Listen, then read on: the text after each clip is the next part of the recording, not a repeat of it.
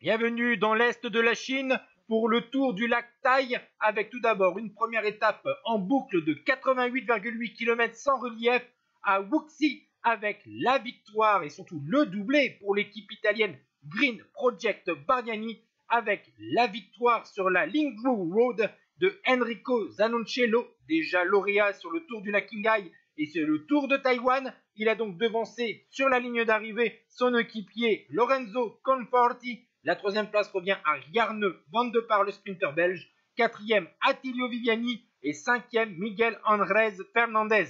Ensuite, la deuxième étape pesait 141,8 km avec un circuit à faire 10 fois de 14,1 km à Kunshan, avec une arrivée sur la Yungu Road.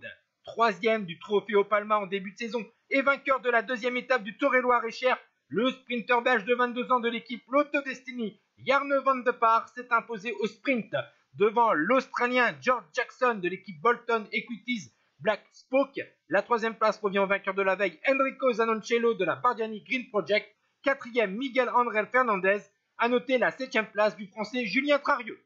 Puis la troisième étape se déroulait à Wujiang, 116,8 km avec à nouveau un circuit tout plat à faire 10 fois de 11 km 700. Et sur la Yunjing Street East, toujours sous la pluie, eh bien la victoire est revenue à l'Australien de 23 ans, deuxième de l'étape de la veille, sixième des championnats d'Océanie et septième du Tour de Loir-et-Cher, George Jackson de l'équipe Bolton Equities Black Spoke, qui a donc devancé au sprint le néerlandais Jesper Rasch de l'équipe Adblock, troisième Jarne Van de Par de la Lotto Destiny, quatrième Sébastien Mora et cinquième Attilio Viviani.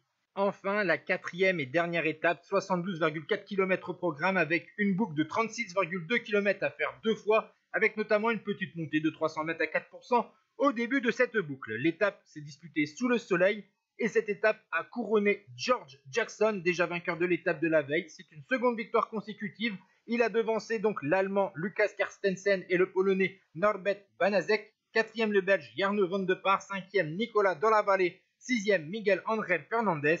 Et bien sûr, au classement général, George Jackson succède à Kylian Kenneth au palmarès. Kenneth s'était imposé en 2019. Il a devancé donc de 11 secondes le vainqueur de la première étape Enrico Zanoncello et de 12 secondes Jarne Van de Par. Grâce aux bonifications aujourd'hui, le français Luca De Rossi termine 10e du classement général. Ciao tout le monde.